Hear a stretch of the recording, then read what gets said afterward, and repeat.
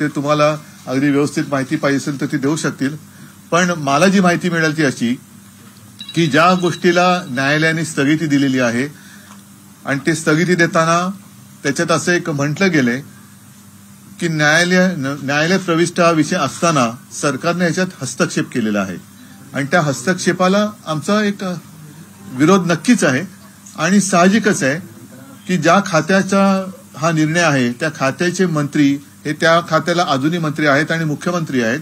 अशा वेळेला सरकारकडनं जी काही बाजू मांडली जाणार असेल तर तिच्यात हस्तक्षेप होण्याची शक्यता नाकारता येत नाही, कारण निर्णय घेणारे तेच आहेत. त्याच्यामुळे बाजू कशी मांडायची हे सरकारकडनं, कारण ते आता मुख्यमंत्री आहेत, असं होता का म्हणे. साहजिकच यापूर्वी असं घडलेलं आहे. मंत्र्यांचे राजीनामे आरोप झाल्यावरती घेतलेले आहेत, अगदी मुख्यमंत्र्यांचे सुद्धा घेतलेले आहेत. याचं कारण कुठेही अवाजवी दबाव हा यंत्रणेवरती येता कामा नये. त्यांनी मात्र सांगितलं की जे काम झालेलं आहे ते कायद्यानुसार झालेलं आहे, कुठल्याही प्रकारचं नाही. कायद्यानुसार झालं असेल तर मान्य आहे, पण मग कायद्यानुसार झालं असेल तर कोर्टाने स्थगिती का दिली हा विषय त्याचं उत्तर मिळणं गरजेचं आहे. आणि एवढा जर का सोपा तो विषय होता किंवा आहे तर एवढे वर्ष तो न्यायालयात लटकून का राहिला. आणि त्या नागपूर सुधार प्रन्यासचे जे तेव्हाचे चेअरमन किंवा अध्यक्ष असतात त्यांनी या गोष्टीला नकार का दिला होता ह्याचा सगळा उहापोह न्यायालयात होऊ द्या ना. आम्ही त्याच्यावरती कुठे काही बोलत नाही आहोत. आम्ही त्या विषयावरती काही बोलत नाही आहोत. परंतु जेव्हा न्यायालय सांगतंय की या आमच्या न्यायप्रविष्ट खात्यामध्ये सरकारचा हस्तक्षेप झालेला आहे, ही बाब गंभीर आहे. ही बाब गंभीर आहे आणि त्याच्याबद्दल जोपर्यंत त्याचा निकाल लागत नाही तोपर्यंत ती व्यक्ती कोणी असो तिने त्या पदावरती राहणं योग्य नाही. फडणवीसांनी तुम्ही उद्धव ठाकरे आपलं यांचं एकनाथ शिंदे यांचा राजीनामा जे मागताय विधानसभेमध्ये आणि विधान परिषदेमध्ये, तुम्ही तो कंटिन्यू करणार आहेत का म्हणजे आज पक्ष म्हणून? पक्ष म्हणून शेवटी राज्याचा विषय हा. याचा विषय मी मला वाटतं अनिल परबांनी आपल्याशी दुपारी बोलताना सांगितलं असेल. मी मध्यंतरी जालन्याच्या साहित्य संमेलनात गेलो होतो आणि तिथे गेल्या वेळेच्या एका साहित्य संमेलनाच्या अध्यक्षांचं जे भाषण होतं, मला वाटतं लक्ष्मीकांत देशमुख, त्यांनी सांगितलं होतं राजा तू चुकतो आहेस हे सांगणं हे काम आहे. आणि राजा चुकत असेल तर त्या चुकीचे परिणाम फटके हे राजाला नाही तर राज्याला बसत असतात. आणि असं जर का अयोग्य निर्णय घेणारं सरकार जर राज्यात आणखीन काही काळ राहिलं तर सांगता येत नाही काय काय निर्णय होतील. विधान परिषदेमध्ये हा मुद्दा घेतला गेला, पण आज महाविकास आघाडीची बैठक जी झाली त्यात ठरलं होतं की विधानसभेमध्ये सुद्धा हा मुद्दा घेतला जाईल. तर विधानसभेमध्ये मुद्दा घेतला गेला नाही. राजीनाम्याची मुख्यमंत्र्यांच्या राजीनाम्याची मागणी झाली नाही. त्यापेक्षा निधीचा मुद्दा, आमदारांच्या निधीचा मुद्दा घेतला गेला. ठीक आहे, उद्या घेतील तो मुद्दा. पण शेवटी निधीचा मुद्दा सुद्धा महत्वाचाच आहे. कारण सांगतो तुम्हाला की मी जे म्हटलं की कोणाला निधी देतो आहोत हा निधी शेवटी जनतेचा असतो, जनतेच्या करातून आलेला असतो आणि जनतेच्या कामासाठी असतो. तो अमुक एक पक्षासाठी आणि अमुक एक पक्षासाठी असं तो नसतो. तो लोकप्रतिनिधींच्या वॉर्डातली कामं जनतेची करण्यासाठीचा तो निधी असतो. त्याच्यामध्ये विषमता किंवा असमानता असू नये हा सुद्धा महत्वाचा मुद्दा आहे. आणि मला खात्री आहे, कारण आमचं सकाळी हेच ठरलं होतं, त्याच्याप्रमाणे विधान परिषदमध्ये तो हा मुद्दा आज त्यांना घ्यावासा वाटला, आज त्यांनी घेतला, विधानसभा उद्या घेईल. विधानसभेच्या विरोधी पक्षनेत्यांना हा मुद्दा मुख्यमंत्र्यांच्या राजीनाम्याची मागणी आहे. नाही, आता एकनाथ खडसे पण बोललेच ना, बाकीचे लोक सुद्धा बोललेच ना. विरोधी पक्षनेत्यांनी जेव्हा मुद्दा मांडला जातो एक मिनिट थांबा ना जरा, ऐका आपण काय करू, एकदा ही बाजू हे करू म्हणजे मला मान वळवायला बरं पडेल. पण विरोधी पक्षनेते जेव्हा हा मुद्दा, विशेषतः विधानसभेतले विरोधी पक्षनेते जेव्हा हा मुद्दा मांडतात तेव्हा त्याला जास्त गांभीर्य असतं. तर तुम्हाला असं वाटत नाही की आज बैठकीत ठरलं असतानाही हा मुद्दा मांडला गेला नाही? माझं काय म्हणणं आहे, शेवटी आमच्यामध्ये जे काही सकाळी घडलं त्याच्यामध्ये दोन्ही सभागृह स्वतंत्र आहेत आणि दोन्ही याच्यामध्ये मी त्यांना सांगितलेलं हे मुद्दे सगळे जे आहेत, कारण काय त्या मुद्द्यावरती अजितदादा पण बोललेले आहेत, नाना पाटोले बोललेले आहेत, सगळेच त्याच्यामध्ये 2-4 लोक जे आम्ही विविध तिन्ही पक्षाचे आहोत ते बोललेलो आहोत. आणि असं ठरलं की प्रत्येक सभागृहात ज्यांना जो मुद्दा आज घ्यायचा तो आज तुम्ही घ्या, पण हे साधारण मुद्दे आहेत, हे मुद्दे या अधिवेशनात घ्यायचे. पण सर, देवेंद्र फडणवीसांनी उत्तर देताना सांगितलं की तुम्ही जे आरोप करताय म्हणजे विरोधी पक्षाकडनं की हायकोर्टाने स्ट्रिक्चर्स पास केले, त्यांचं म्हणणं आहे की हायकोर्टाने कुठलेही स्ट्रिक्चर्स पास केलेले नाहीये. जे म्हणणं आहे ते लर्नेड ऍडव्होकेटचं म्हणणं आहे आणि जी टाइम्स ऑफ इंडिया किंवा जी पेपरमध्ये बातमी आली होती त्याचं त्या अनुषंगाने लर्नेड त्याच्यात ऍडव्होकेटनी म्हटलंय त्याच्यामध्ये एक त्यांनी उत्तर देताना असं म्हटलंय की तो जो काही निर्णय होता त्याला 16 तारखेला त्यांनी स्टे दिलेला आहे. बरोबर ना? मी जर का चुकत नसेल तर हे बरोबर म्हटलेलं आहे. जर तो निर्णय बरोबर होता तर त्याला 16 तारखेला स्टे देण्याची गरज काय होती? रद्द केला. अलॉटमेंट रद्द केली. मग आता त्यांनी जे सगळं मोठं आपल्याला एक ती कथानक सांगितलं की किती जणांपैकी 16 जणांची नावं बाकी राहिली होती, काय होती ती, त्याच्यापैकी 16 जण बाकी राहिली होती. आता ही 16 जणांची नावं त्याच्यात समाविष्ट करायला नागपूर सुधार प्रन्यासच्या अध्यक्षांनी तत्कालीन किंवा आता ते आहेत की नाही मला कल्पना नाही, पण नकार का दिला होता? आणि नकार दिल्यानंतर हे हिअरिंग ज्यांच्याकडे झालं त्या मंत्री महोदयांनी त्याला होकार दिला आणि ते केस न्यायप्रविष्ट असताना जर आता हे सगळं न्यायालय आणि त्यांचे न्यायालयाचे मित्र काय त्याला म्हणतात, हा, तर त्यांनी जर सांगितलं की याच्यात आम्हाला हस्तक्षेप झाल्यासारखा वाटतो सरकारचा, तर ही बाब गंभीर आहे. आणि सरकारचा हस्तक्षेप मुळामध्ये मग ज्या मंत्र्यांनी त्या अध्यक्षांनी नकार देऊन सुद्धा हा निर्णय घेतला तेच जर का त्याच खात्याचे मंत्री आणि मुख्यमंत्री असतील तर ते त्या ठिकाणी राहणे योग्य आहे का, हा एक आमचा बेसिक मुद्दा आहे. सर एक विषय जोपर्यंत असं म्हटलं होतं की गिलानी कमिटी एक गठीत झाली होती त्याची माहिती एनआयटीनी तत्कालीन नगरविकास मंत्र्यांना दिली नाही, त्या संदर्भात घोळ झाला. मला असं वाटतं ढकलाढकली सुरू आहे. नाही ऐका, परत माझा एकच मूलभूत प्रश्न असा आहे की ज्या सहजतेने आणि लिलया उपमुख्यमंत्र्यांनी हे कथानक सांगितलं, हे एवढा जर का सोपा विषय होता तर तो एवढे वर्ष चाललाच का? त्याला नागपूर सुधार प्रन्यासच्या तत्कालीन अध्यक्षांनी नकार का दिला होता? आणि आता न्यायालयाला किंवा न्यायालयाचे जे काय तुम्ही आता न्यायालयाचे मित्र असंच म्हणून आता त्यांनी सांगितलं की याच्यात हस्तक्षेप झाल्यासारखं वाटतं, म्हणजे नेमकं काय? तर हे प्रश्न अनुत्तरितच राहत आहेत. आणि मग तो निर्णय रद्द का केला? मग तो निर्णय कोर्टाला कळवला का गेला न गेला तरी पण हस्तक्षेप झाला हे तर त्याच्यामध्ये दिसतंय ना. जोपर्यंत राजीनामा देणार नाही एकनाथ शिंदे तोपर्यंत आता सभागृह चालू देणार नाही शिवसेना. हा सगळ्या महाविकास आघाडीने घ्यायचा एक निर्णय आहे, पण शेवटी आवाज उठवण्याचं काम महाविकास आघाडीने आज केलेलं आहे. साहजिकच आहे, विरोधी पक्षनेता विधान परिषदेमध्ये हे पद शिवसेनेकडे आहे म्हणून हा त्या सभागृहात महत्वाचा मुद्दा पहिला वाटला म्हणून तो आम्ही मांडलेला आहे. उद्याकडे विधानसभेमध्ये पण तो येईल. गृहमंत्र्यांनी असं सांगितलं, हे मुद्दा लावून धरलेला असताना त्यांनी असं सांगितलं की खोदा पहाड निकली चुईया, लेकिन पहाड़ तो खोदा ना, चुहा निकला नहीं निकला अब तक वो आया नहीं है, लेकिन पहाड़ तो खोदा. तो पहाड़ तर कोणीतरी खोदायलाच पाहिजे होता, नाहीतर असा डोंगर चढत गेला तर खणणार कधी, खोदणार कधी. उन्होंने आज जो सफाई दी उसको लेकर आप संतुष्ट है क्या? इस मुद्दे को आगे लेके जाएंगे? सर ये सदन चलने दिया जाएगा या नहीं, या ये कल देखेंगे ना. थोड़ा करके मैं पूरा नहीं बताऊंगा. एक बात स्पष्ट है कि जो भी सर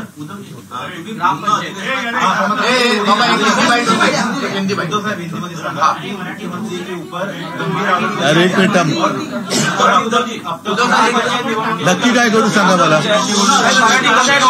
बरं एक मिनिट मराठी पूर्ण होऊ द्या. ग्रामपंचायत निवडणुकीत जो निकाल लागलेला आहे, जे आपल्याला आकडे आलेले आहेत त्यावर आपण समाधानी आहात? बघा, हे समाधान किंवा असमाधान हा विषय नाहीये. मुळामध्ये एक गोष्ट आपण सगळ्यांनी मानली पाहिजे की ग्रामपंचायतीच्या निवडणुका, त्या निवडणुकाचं वातावरण एक वेगळं असतं आणि त्याच्यामध्ये काही ठिकाणी स्थानिक आघाड्या उभ्या असतात, त्याच्यामध्ये काही ठिकाणी स्थानिक जे गावकरी असतात ते एकमेकांमध्ये एकत्र येऊन निवडणुका लढवतात. त्याच्यामुळे हे कोणत्याही एका पक्षाचं यश अपयश, आमचा पक्ष पहिला, तुमचा दुसरा, त्यांचा तिसरा, असं काही हे नसतं. मी एवढंच म्हणेन की जे विजयी झालेले आहेत, कारण आतापर्यंत असे आकडे वर्षानुवर्ष आपण ऐकतो आहोत, वर्षानुवर्ष असे ऐकतो आहोत आणि हे कालांतराने कळतं की याच्यामध्ये फोलपणा किती आहे. हे गेल्या वेळेला सुद्धा मधल्या काळामध्ये निकाल लागल्यानंतर आमचा पक्ष पहिला, तुमचा पक्ष दुसरा, हे असं हा बालिशपणा आहे. गावकरी एकत्र येऊन काही वेळेला निवडणूक लढतात, अनेकदा ते पक्षविरहित सुद्धा ही निवडणूक असते. चालू केलेलं आहे, तुम्ही सहभागी असणार आहात का? नाही, मी आज जाणार परत, पण मी हे 2 आठवड्याचं साधारणतः अधिवेशन आहे, तर मध्ये मध्ये जेव्हा मला शक्य असेल तेव्हा मी इथे येणार आहे.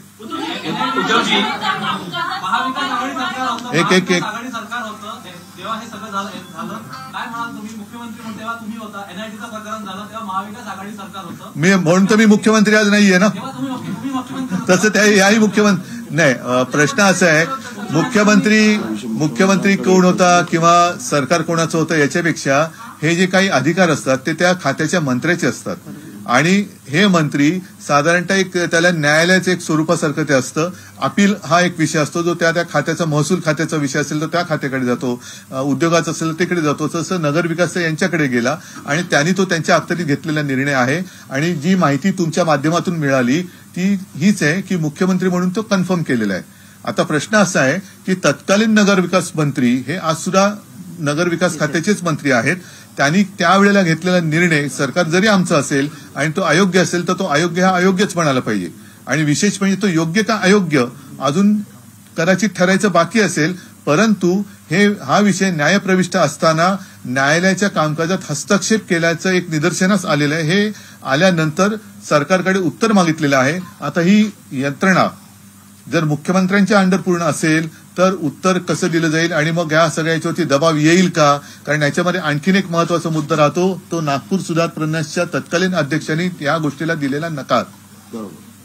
उद्धवजी याच प्रकरणात मुख्यमंत्री राजीनामा घेतला नाही मग माझा राजीनामा का मागताय असं मुख्यमंत्री म्हणतायत. जेलमध्ये असलेल्या मंत्र्यांचा त्यावेळी राजीनामा घेतला नाही मग माझा राजीनामा. पण त्याला जेलमध्ये तरी टाकलं ना. मग ज्यांनी जेलमध्ये टाकलं तेच तुमच्या सोबत आहेत. आता त्याने चालतंय का विचारा. त्यानं जेलमध्ये टाकावं असं वाटतं काय मला? म्हणजे त्यांना नेमकं काय बोलायचंय? उद्धवजी या प्रकरणात मुख्यमंत्री असं म्हणतात की भूखंडांचं किंवा जमिनीचं वाटप हे नियमानं झालेलं आहे. मी भूखंड बिल्डरच्या घशात घातलेला नाहीये. दहिसरला भूखंड कसा दिला गेला त्याच्यासाठी 300 ऐका एक मिनिट बिल्डरला कसे ऐका. या बाबतीतला मुद्दा त्यांनी मांडला. नाही ते जाऊ द्या. ते म्हणजे मी चोरी केली का मग तुम्ही चोरी केली का हे त्याचं उत्तर होऊ शकत नाही. ज्यांनी चोरी केलेली ती चोरी असेल तर ती चोरीच आहे. आणि मग जर का हे व्यवस्थित असेल तर दहिसरचा भूखंड व्यवस्थित दिलाय का? म्हणजे काय त्याने गुंतागुंत करण्यापेक्षा मुद्द्याचं बोलावं. आता थेट आक्षेप हा त्यांच्यावरती घेतला गेलेला आहे आणि तो सुद्धा आम्ही घेतलेला नाहीये. हे कोर्टातनं आलेलं प्रकरण आहे. म्हणजे विषयाचं गांभीर्य लक्षात घ्या. थातूरमातूर उत्तरं देऊन तुम्ही वेळ मारून नेऊ शकत नाही आहात. म्हणजे नुसतं मी तुम्हाला परत सांगतो, यांच्यावरती आरोप झाल्यानंतर दुसऱ्यावरती बोटं दाखवण्यापेक्षा त्यांच्यावरती आरोप झाले त्याचं उत्तर आपल्याला पाहिजे. 2024 के इलेक्शन महाविकास आघाड़ी तीनों पक्ष एक साथ आने के बाद में लड़ने वाले हैं. आपके मन में आशंका क्यों है? राष्ट्रवादी कांग्रेस और शिवसेना. आपके मन में आशंका क्यों है? उद्धवजी एनआयटीचा इश्यू विचारतो.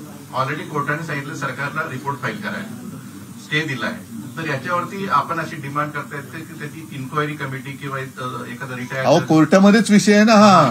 पण कोर्टामध्ये ही केस चालूच आहे. त्याच्यामुळे वेगळी चौकशी वगैरे हा मुद्दाच नाहीये. आता कोर्टाचाच विषय चालू आहे तर कोर्टाचं निदान निकाल येईपर्यंत यांनी थांबायला पाहिजे होतं. आणि आम्ही असं कुठे म्हणतोय यांनी काय केले? फक्त कोर्टाच्या कामकाजात हस्तक्षेप करून आता म्हणजे त्यांनी जो केला तो निर्णय रद्द का केला मग? आणि म्हणूनच राजीनामा मागतोय आम्ही. हा मुद्दा आपण शिवसेना पक्ष म्हणून परब असतील किंवा दानवे सर असतील हा लावून धरणार आहे कारण सभागृह चालणार आहे का?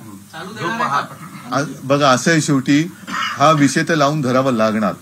कारण ही अशी थातूरमातूर ज्या पद्धतीने त्यांनी उत्तर स्वतःचं समर्थन करताना आमच्यावरती आरोप केलेत हे अत्यंत हास्यास्पद आहे. म्हणजे कुठेतरी पाणी मुरलेलं आहे. नाहीतर त्यांनी स्पष्ट उत्तर दिलं असतं की असं आहे, ह्याच्यामुळे असं झालेलं आहे. आणि आमचं म्हणणं हेच आहे की जे उत्तर आज माननीय उपमुख्यमंत्र्यांनी सभागृहात दिलं मग त्यांनी स्वतः कोर्टात द्यायला पाहिजे होतं उत्तर. एवढा सोपा विषय होता तर.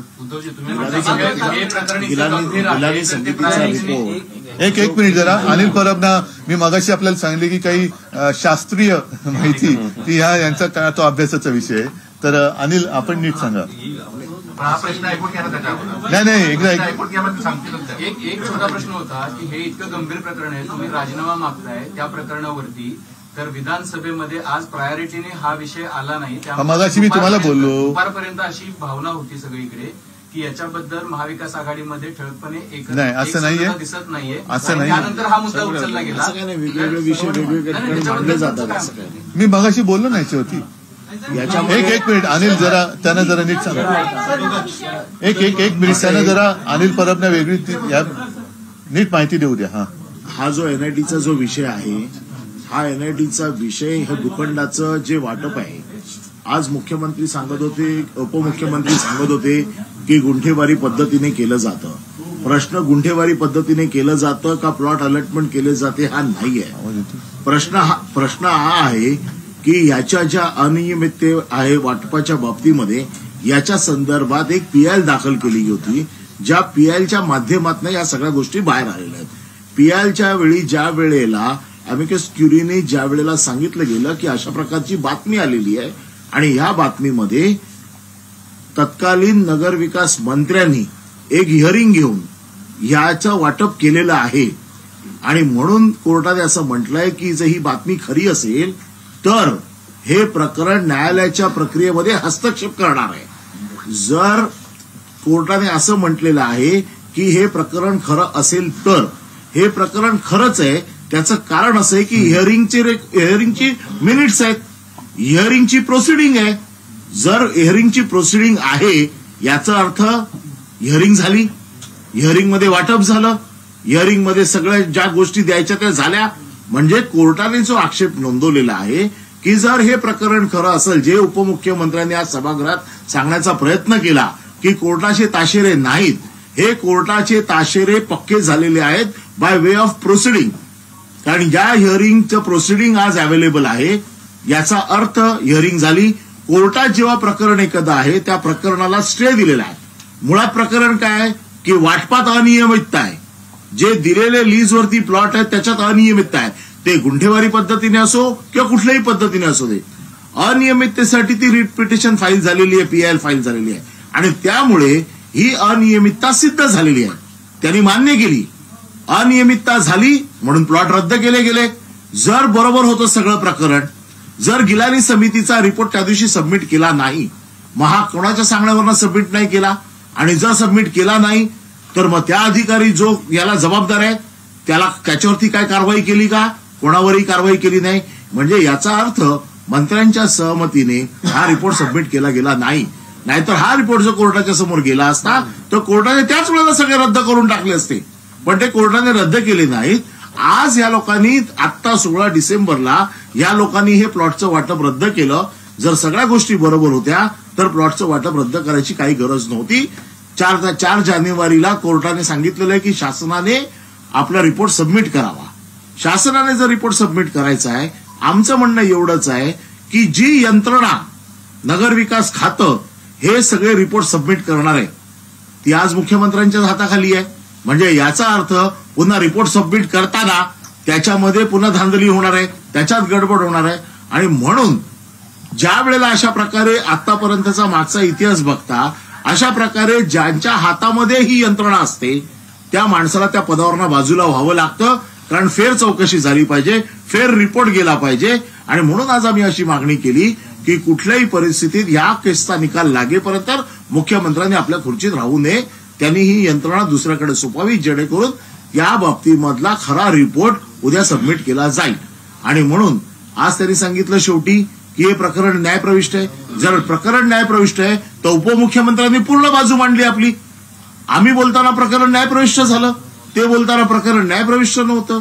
आणि म्हणून आमची मागणी आहे की या प्रकरणाचा निकाल लागेपर्यंत हे प्लॉट देण्याची अनियमितता रेकॉर्डवरती आलेली आहे. ही प्लॉट देण्याची अनियमितता रेकॉर्डवरती आली आहे. त्याचे मिनिट्स आहेत ते 21/2021 मध्ये त्याची जी मिनिट्स आलेली आहेत ती सगळी तुम्ही तपासून बघा. आणि कोर्टाने बरोबर म्हटलेलं आहे की हे जर खरं असेल तर ते खरं हे प्रोसिडिंगने कन्फर्म झालेलं आहे. त्यामुळे याच्यामध्ये कुठलीही शक्यता किंवा दुसऱ्या कुठल्याही गोष्टी नसून हे सगळं ब्लॅक अँड व्हाईट झालेलं आहे. त्याच्यामुळे आता ते परत मिनिट्स बदलू शकत नाहीत. कोर्टात त्यांना तसा रिपोर्ट द्यावाच लागेल. न्यासच्या प्रमुखांनी हे देण्यास विरोध केला होता, तो देखील रेकॉर्डवरती आहे. त्याच्यामुळे या सगळ्या गोष्टी रेकॉर्डवरती आहेत आणि याच्यात कुणी दबावाखाली येऊ नये म्हणून आम्ही मुख्यमंत्र्यांचा राजीनामा मागतोय. पण राजीनामा जोपर्यंत देणार नाही तोपर्यंत सभागृह चालू देणार आहात का? कारण हा विषय पुन्हा उद्या सभागृहात येईल, त्यावेळेला पुन्हा सरकारकडनं काय उत्तर येते ते बघू. त्या बाबतीत पक्षप्रमुख आणखीन महाविकास आघाडीचे नेते निर्णय येतो तर बघूया. उद्या तरी विधानसभेमध्ये हा मुद्दा घेतला जाईल, घेतील ना. सर, नागपुरात अधिवेशन होत असताना 16 तारखेला त्याला स्टे मिळणं, नागपुरातच अधिवेशन होत असताना त्याच वेळेला त्या बातम्या स्टेने त्यांनी रद्द केलं आणि त्याच वेळेला लोकायुक्तच्या बिलाची चर्चा होणं. हा सगळा योगायोग आहे का? आता योगायोग असेल तर आम्ही बावनकुळेंची इच्छा पूर्ण करतो का चंद्रकांतदारांच्या मनावरचा दगड दूर करतो? ऐका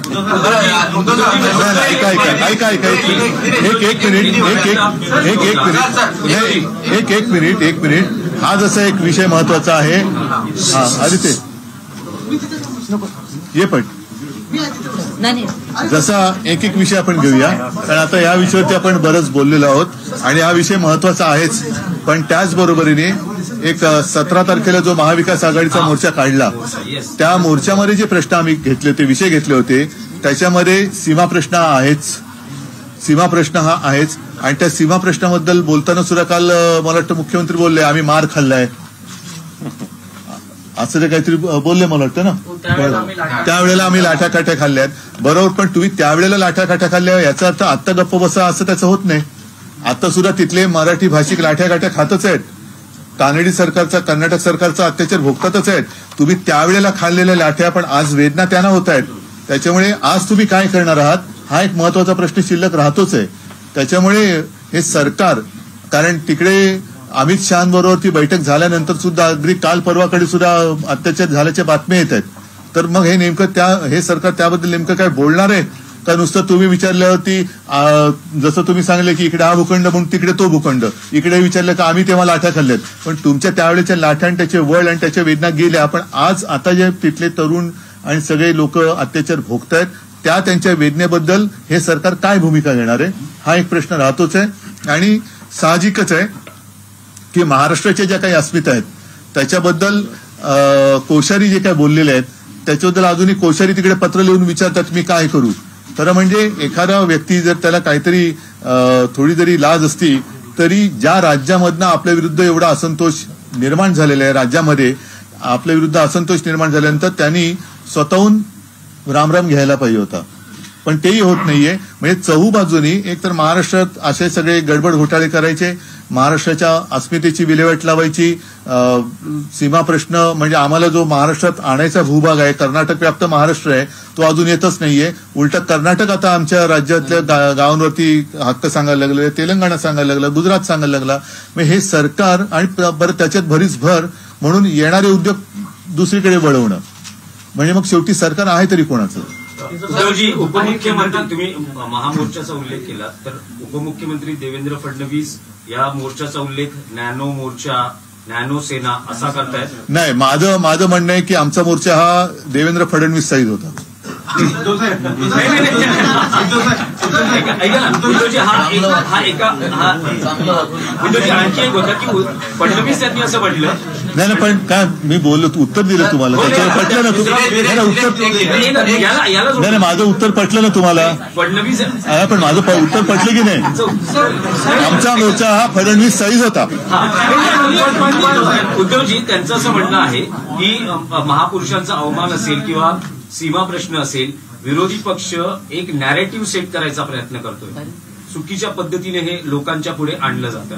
ही स्ट्रॅटेजी आहे विरोधी पक्षाची सरकारला बदनाम करण्याची. सावित्रीबाईंबद्दल ज्या शब्दात हसत हसत कोश्यारी बोलले हा नॅरेटिव्ह आम्ही नाही केला. त्याच्यानंतर जे आता अगदी बैल पोळ्याच्या वेळेला सुद्धा बैलांवरती 50 खोके एकदम होकेही सजावट होती. म्हणजे खोके घेऊन सरकार स्थापन केलेल्यांना त्यांची बरोबरी आग्र्याहून सुटका अशी करणारे मंत्री हे लोढा हे आमचे नाहीत, विरोधी पक्षाचे नाही आहेत. म्हणजे छत्रपती शिवाजी महाराजांचा तो जो पराक्रम आहे त्याची तुलना तुम्ही या गद्दारी बरोबर करता. हा नॅरेटिव्ह आम्ही नाही सेट केलेला आणि त्याच्या मागची महाशक्ती हीच आहे ना. हा नॅरेटिव्ह त्यांनीच केलेला आहे. चंद्रनाथ पाटील तुम्हाला एक पुस्तक भेट दिलं, माझी जीवनगाथा, माझ्या आजोबांनी लिहिलेलं आणि आजोबांनी मला ते त्यावेळेला सांगितलेलं. मी त्यांनी मला ते पुस्तक दिलं आणि त्याच्यामध्ये एक तो किस्सा आहे. आता ह्याच्यामध्ये असं आहे की त्या वेळेच्या त्या काळातल्या त्या व्यक्तींच्या मधले ते संवाद आणि ते सगळे आहेत ते आपण बोलताना त्याच्यानंतर तुम्ही रेफरन्स देता, पण आपण बोलताना कोणत्या भाषेत बोलायचं हेच तर या महापुरुषांकडनं शिकण्याची गरज आहे. आणि त्याच्यामध्ये एक आता 2-3 तुमच्याकडे या बातम्या सगळ्या आहेत, तुमच्याच माध्यमातून तो कळलेल्या आहेत. अगदी महापुरुषांबद्दल सुद्धा आता चंद्रकांत दादा पाटलांची एक क्लिप आहे, आई वडिलांना शिवी दिली तर चालेल, म्हणजे आईला दिली तर काय चालतं. ही कुठली संस्कृती?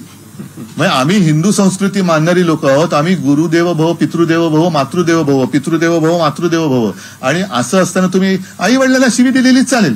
आता हे काय प्रबोधनकारांनी सांगितले? हे प्रबोधनकारांनी हे सांगितलेलं. प्रबोधनकारांनी जर कोणी आईवरने शिवले का अडकन कानाखाली आवाज काढणार प्रबोधनकार होते. त्याच्यामुळे त्यांनी उगाच न झेपणाऱ्या न पेलणाऱ्या गोष्टी या केवळ संदर्भ कुठेतरी कोणीतरी आणून दिला, बघा बघा बघा म्हणून त्यांनी मला देण्याची गरज नाहीये. त्यांच्या वाचनात प्रबोधनकार या निमित्ताने आले, त्याच्याबद्दल त्यांचं भाग्य आहे. त्यांचं म्हणजे चंद्रकांत दादांचं. तुम्हाला वाटेल प्रबोधनकार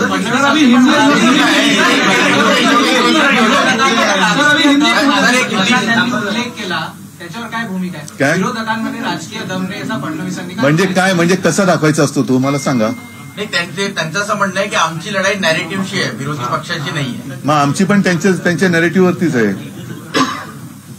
हा आता आमचा फडणवीस साईजचा मोर्चा तो ज्ञानो मोर्चा म्हणतायत, त्याच्यावरनं त्यांनी त्यांच्या साईजची बरोबरी करावी.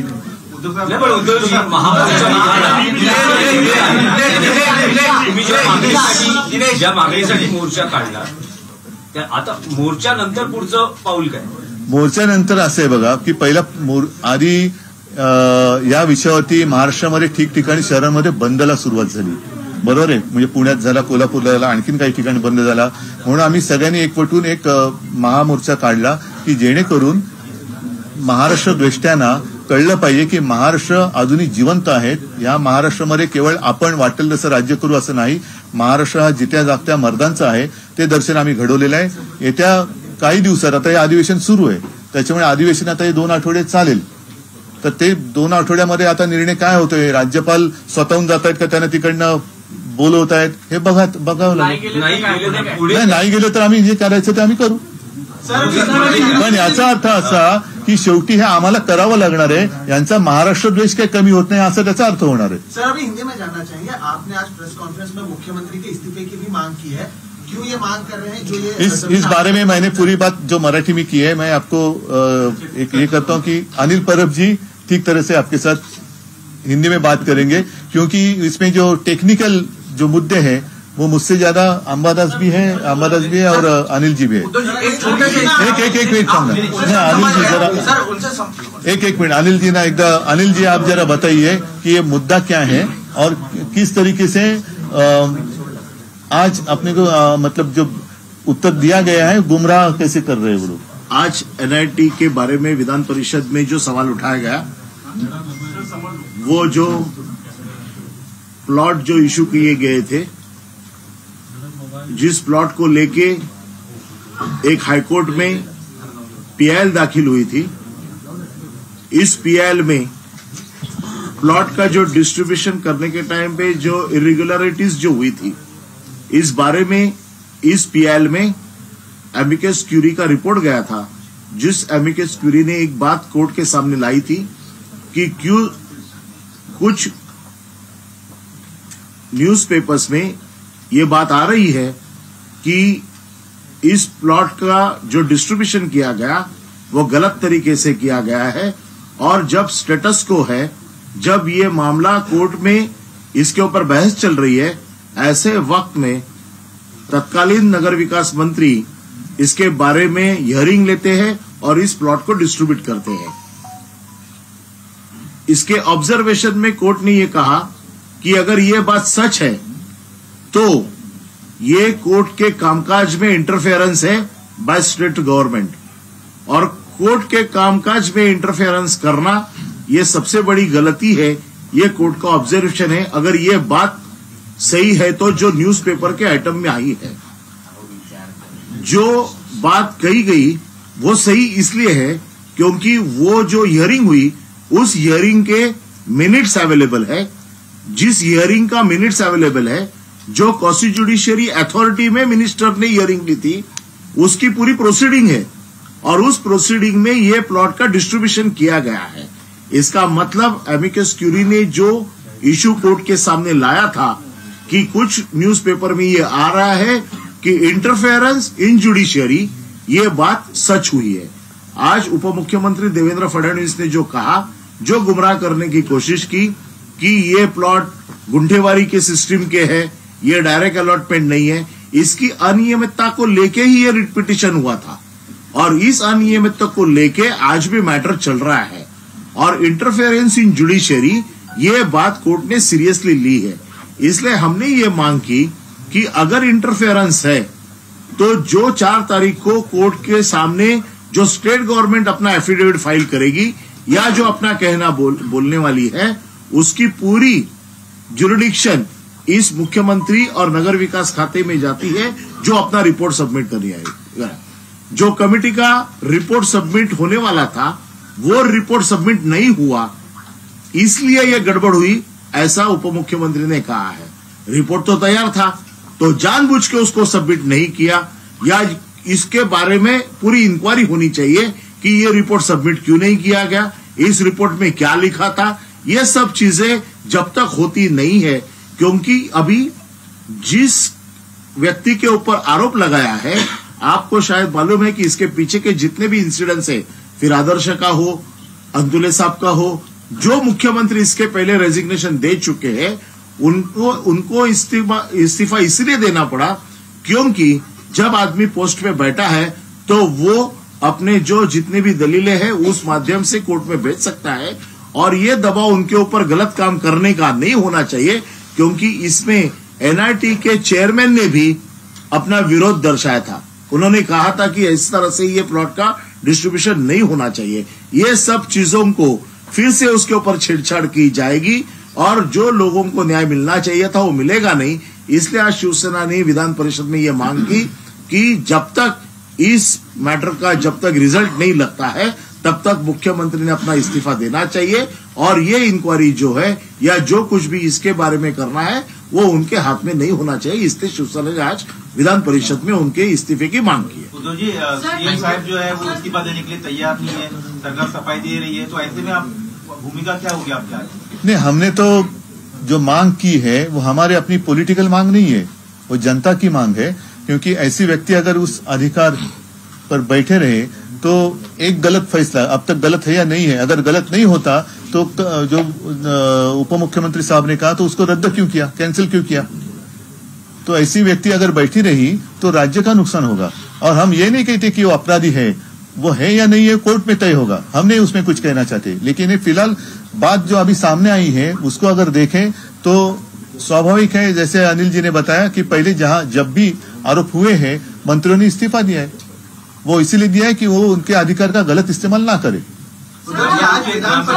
महाराष्ट्र आहे की जिथे महिलांचा अपमान होतो आणि राजकारणामध्ये नेहमी, आणि राजकारण हा महिला हा राजकारणाचा विषय नाही असं सगळीकडे मानलं जातं। नाही, असं कुठे म्हणणं नाही, आणि नाही त्यामुळे जे गुन्हा असणारे ज्यांच्यावर आरोप आहे, शिवीगाळ करणारे व्यासपीठावर बसतात सत्ताधारी पक्षाच्या पत्रकार परिषद आणि त्यांना काढलं जात नाही, तर हा महाराष्ट्राचा सन्मान आहे का? नाही, तो मुद्दा मी परवाच्या मोर्चात पण एक ओझरता त्याचा उल्लेख केला। हेच महाराष्ट्राचं दुर्दैव आहे। एका बाजूला आपले आदर्श जे आहेत त्यांचे अपमान होत आहेत आणि ते आदर्श एवढ्यासाठीच आहेत जसं सावित्रीबाई फुले आहेत, जिजामाता आहेत, या सगळ्या महिलांनी हा महाराष्ट्र घडवण्यामध्ये मोठं योगदान दिलेलं आहे। आणि अशा महाराष्ट्रामध्ये एक व्यक्ती अगदी सुप्रिया सुळेंना जी शिवी देते ती व्यक्ती मंत्री म्हणून आजही कायम राहते, विधान भवनात येते, सगळीकडे फिरते। हे कोणत्या प्रकारचं राज्य आहे, कोणत्या प्रकारचं सरकार आहे आणि कोणते आदर्श आणि कोणतं हिंदुत्व? उद्धव जी, आज हमने विधान परिषद में देखा कि मुख्यमंत्री के इस्तीफे की मांग करते हुए काफी देर हंगामा हुआ, जिसके बाद विधानसभा को स्थगित भी किया, विधान परिषद को स्थगित भी किया गया।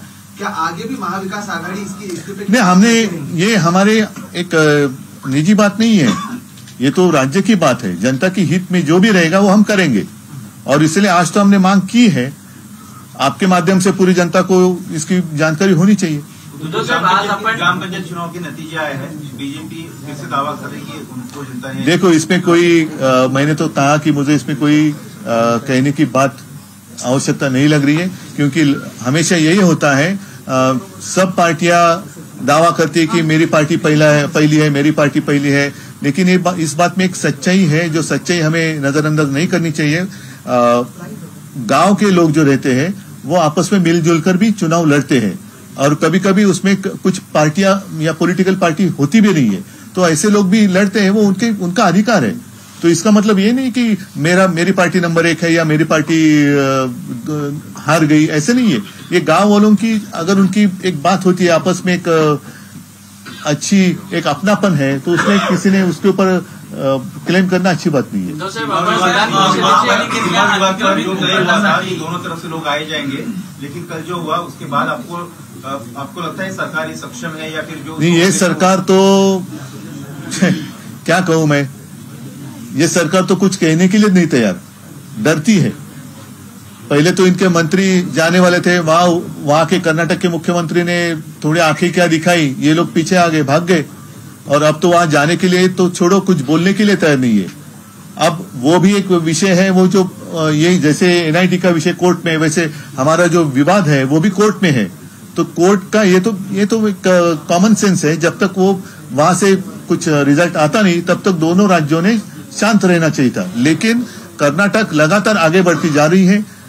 बेलगांव का उन्होंने नाम भी बदली किया, उसको उन्होंने उपराजधानी का दर्जा दिया, फिर वहां अभी अधिवेशन का सेशन शुरू हो गया। तो आपके पास पूरी उसकी जानकारी होगी कि अदालत में ये कब गया केस, और अदालत में जाने के बाद जो चीजें कर्नाटक सरकार ने की है, क्या वो कंटेम्प्ट है या नहीं है। और इसके ऊपर हमारे यहाँ अगर मुख्यमंत्री या उप मुख्यमंत्री, अब तो उनके बड़े नेता वहां दिल्ली में है, वहां जाकर आने के बाद भी स्थिति में कुछ बदलाव नहीं हो रहा है, तो इसका अर्थ हम क्या समझे। उद्धव साहेब, आपण विधान परिषदेचे आमदार आहात, तर मुख्यमंत्र्यांनी नवीन एक आरोप केलेला आहे की मुंबई महापालिकेत एक अतिक्रमित भूखंड आहे, त्यासाठी तत्कालीन सत्ताधाऱ्यांनी 350 कोटी रुपये दिल्याचा एक आरोप केला। ते जाऊ द्या, पहिला आजच्या या आरोप जे कोर्टाचं ऑब्झर्वेशन त्याच्याबद्दल बोला। उद्धव साहेब, आपण कारण हेच तर आहे की त्यांच्यावर आरोप केले का दुसरं काहीतरी दाखवायचं, तिसरं काहीतरी, याची आम्हाला आता सवय झाली। आता टू द पॉइंट, आज जे काय आम्ही बोललेलो आहे आणि कोर्टाचे जे ऑब्झर्वेशन आहे त्याच्यावरती बोला, आणि माझं म्हणणं की राजीनामा द्या। उद्धव साहेब, आपण विधान परिषदेचे आमदार आहात, आपण 2 दिवस नागपुरात होतात, परंतु आपण परिषदेत गेला नाही, तर आपण परिषदेत आज परिषदेत येणार म्हणतो तर परिषद बंदच झाली। उद्या येणार आहे, मी येणार आहे, मी नक्कीच सभागृहात पण जाईन, त्याच्यामध्ये काय मला वेगळं वाटणं काय वाटण्याचं कारण नाहीये। ज्या वेळेला मला वाटेल की इकडे आज जायला पाहिजे आणि काही बोलायला पाहिजे तर मी जरूर जाईन आणि बोलेन। उद्धव साहब, कर्नाटक का सीएम ने वापस से बात किया, ये बोला कि बेलगांव हमारा, बेलगांव भी उन्होंने बोला कि हमारा है, ज्यादा कन्नड़ लोग वहां पे रहते हैं, इसको कैसा? नहीं, मैं क्या उत्तर दूं। अगर अपने राज्य को मुख्यमंत्री है जो महाराष्ट्र का हित मानते हैं तो उन्होंने बोलना चाहिए, ये सवाल आपने उनको पूछना चाहिए। हमारी भूमिका तो हमने स्पष्ट की है। थँक्यू अरे कंटाळले तुम्ही। धन्यवाद। जय हिंद, जय महाराष्ट्र।